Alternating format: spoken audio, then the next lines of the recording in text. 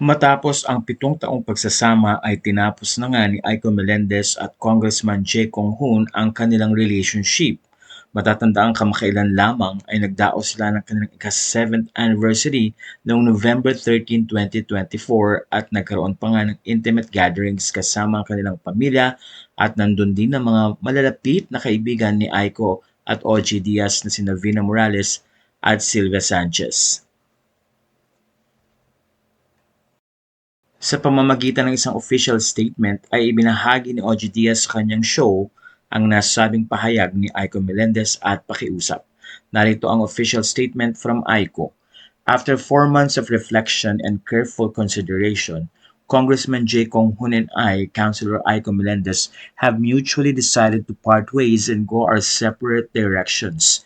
This decision was not made lightly but comes from a place of respect and understanding of what is best for both of us this time. We want to make it clear that no third party was involved in this decision. We remain grateful for the memories we shared and for the support many of you have shown throughout our journey together. Our focus now is to move forward with grace, he in his continued public service, and in mine, always guided by the values of respect, kindness, and dedication to the people we serve. We ask for your understanding and privacy as we go through this transition. Thank you for your support and prayers. Aiko Melendez.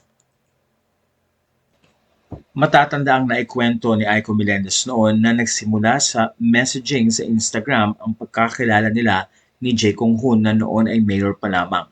Hindi pinapansin ni Aiko ang mga mensahe pero later on, nang mga ilangan nga ng tulong si Aiko dahil meron siyang pinuntahang lugar sa Subic ay doon na nabigyan ng pagkakataon na ma-introduce sa kanya ng personal si Mayor Jay Kong-hoon. Ayon pa kay Aiko na-impress siya sa pagiging mabait ni Jay at kaya naman talagang doon na nagsimula ang kanilang pagkakakilala. Matagal ang inabot ng kanilang relationship at umabot nga ito ng 7 years pero kalaunan ay naghiwalay din ang dalawa upang mag-focus na rin sa kanilang mga karera sa politics at kay Aiko naman sa showbiz.